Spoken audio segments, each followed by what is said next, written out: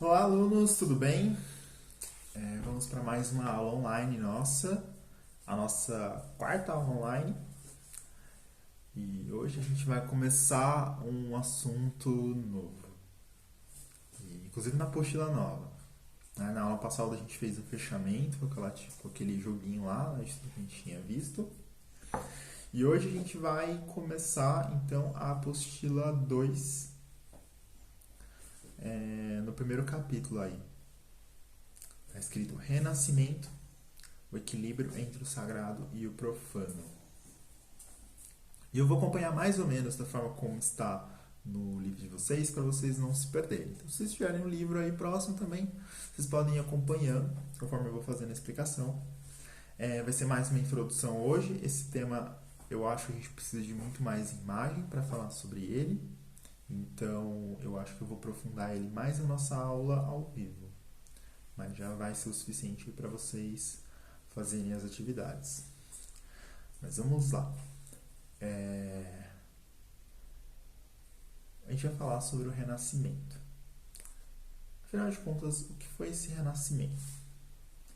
Primeiro, vamos para essa palavra aí. Vamos destrinchar o que significa essa palavra. O que significa renascer?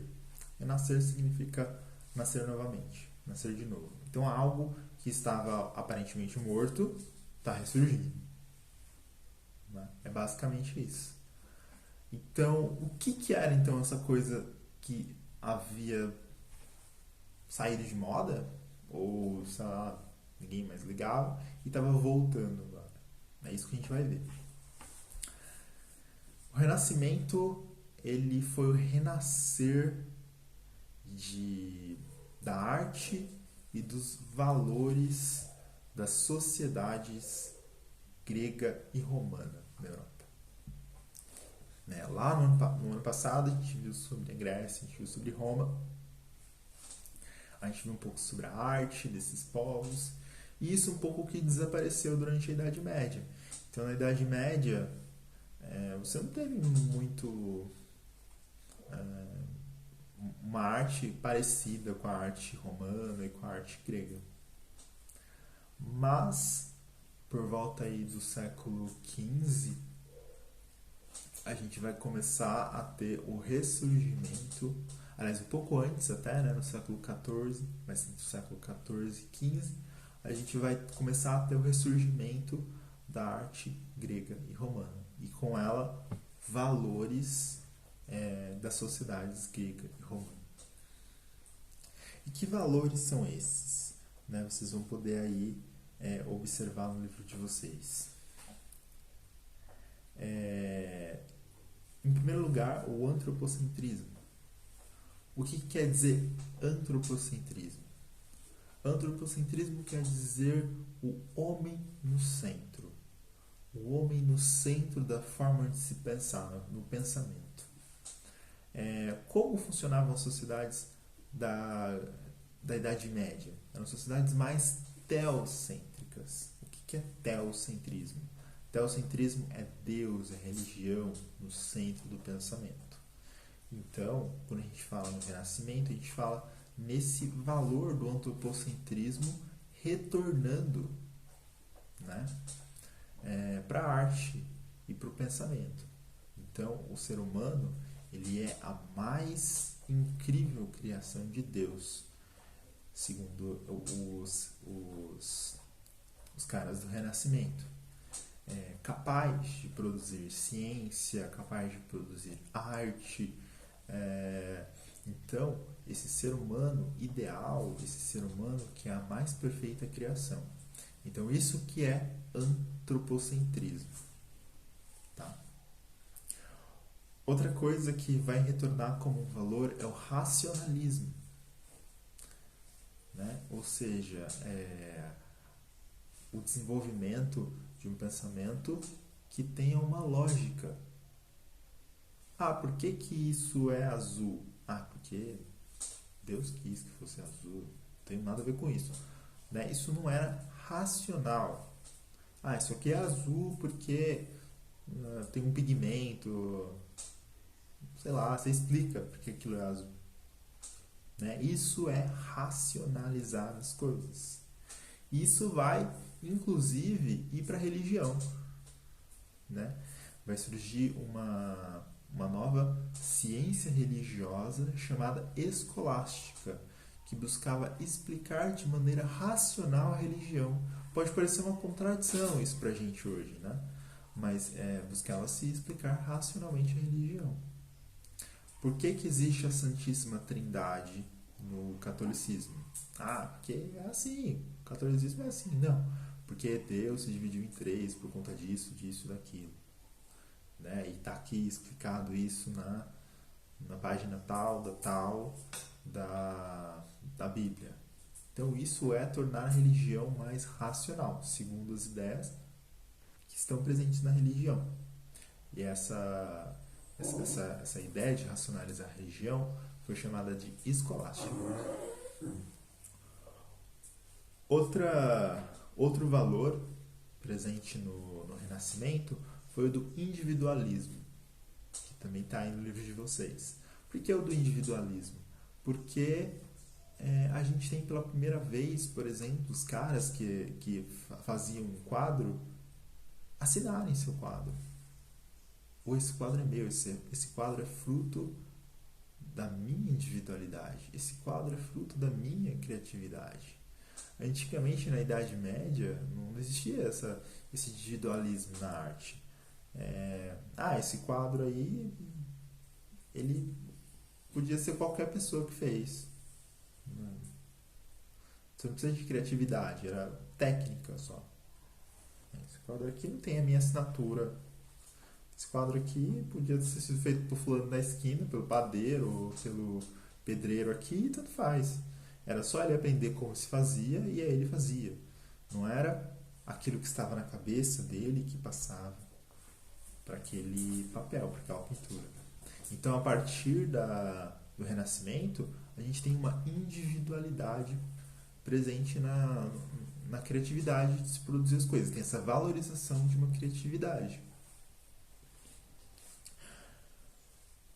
Outra coisa é o naturalismo, que é a compreensão do mundo através dos métodos científicos. Né? Então, você precisa explicar a natureza. E por que é importante também para a arte você entender como a natureza funciona? Porque você vai querer reproduzir a natureza tal qual a natureza ela é. Vocês vão ver, e depois vou mostrar para vocês nas nossas aulas presenciais, os quadros, a diferença entre um quadro medieval e um quadro do Renascimento. E a diferença é gritante. Isso porque um quadro medieval ele não tinha preocupação com a realidade. Ele não tinha preocupação daquilo parecer perfeitamente um ser humano, que os músculos aparecessem. Ele não estava preocupado com a anatomia, ele não estava preocupado com a sombra, ele não estava preocupado com essas coisas. Ele ia lá, fazia um carinha, meio assim, já era. Agora, os pintores renascentistas, eles estão preocupados em mostrar cada detalhe. Se o cara tem uma ruga, aquele pelo tem, e aquela ruga tem pelos, ele vai mostrar os pelos daquela ruga. Porque aquilo é humano. Os seres humanos têm defeitos e têm pelos nas rugas. Olha que louco. Ele vai mostrar as sombras. Então, o Renascimento, a arte renascentista, ela está preocupada com algo chamado de verossemelhança. Ou seja, não basta parecer aquilo, tem que parecer muito, tem que enganar os olhos. Tem que olhar para aquilo, eu tenho que olhar para aquele quadro e falar, caramba, parece que tem um ser humano na minha frente. Eu tenho que olhar para aquela escultura e ver os ossos assim, fazendo, né, o osso aqui do cotovelo. Eu tenho que ver os músculos. Então, o pintor renascentista ele está preocupado com esses detalhes, que eram detalhes que eram valorizados na arte grega e romana. Então vocês entendem por que renascimento? Porque está ressurgindo esses valores. Porque está ressurgindo essa forma de olhar e pensar o mundo, que eram presentes lá na Grécia e em Roma, mas que haviam sido abandonadas um pouco, haviam deixadas um pouco de escanteio durante a Idade Média, e elas retornam. E qual foi o primeiro lugar da Europa em que isso começou a surgir? Foi a Itália.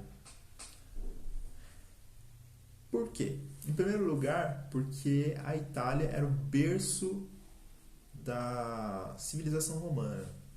Então, todo tipo de arte antiga que pudesse ter na Europa estava presente lá. Você cavava um buraco, você achava uma escultura romana.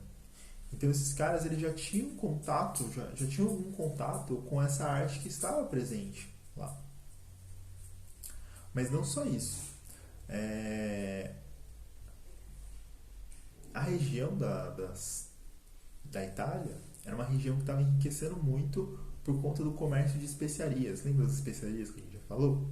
Então, a cidade de Gênova, de Florença, eram cidades que estavam enriquecendo muito. Veneza também, por conta do comércio de especiarias.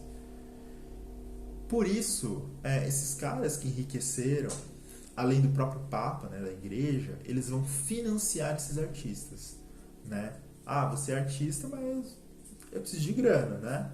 Eu preciso de grana para fazer as coisas. Então, os burgueses, os nobres e a própria igreja vão ser financiadores, vão dar grana para esses caras fazerem arte. Esses caras vão ficar conhecidos como mecenas. O que é um mecena? Mecena era um cara que financiava a arte, um cara que dava grana. E a igreja vai ser talvez a maior mecenas da Europa. Não é à toa que se você vai para o Vaticano hoje, você vê um monte de obras de pintores renascentistas, como Michelangelo, por exemplo, em Roma, na cidade de Roma, e também no Vaticano, porque a igreja ela foi um dos grandes financiadores. Né? Outra coisa que vai ser importante para a Itália são os sábios bizantinos, que vão migrar para a Itália depois que a cidade de Bizâncio é destruída e invadida pelos turcos. Então, esses caras que estavam na cidade de Bizâncio, eles também tinham um profundo contato com a cultura grega e romana. E quando eles são expulsos de Bizâncio, eles migram para onde? Para a Itália. Então, tudo isso vai se juntar, e por isso que é na Itália que começa a surgir o movimento renascentista, que começa a revalorizar a arte grega e romana. Certo? Eu vou parar por aqui por enquanto, mas na nossa aula presencial eu vou mostrar algumas imagens para vocês, porque eu acho que isso torna mais fácil de compreender o que foi o Renascimento. Bom, e a gente vai ver também alguns artistas. Alguns deles acho que vocês já até conhecem. Então, vou encerrar por aqui e a gente se vê na nossa aula presencial na semana que vem. Até mais!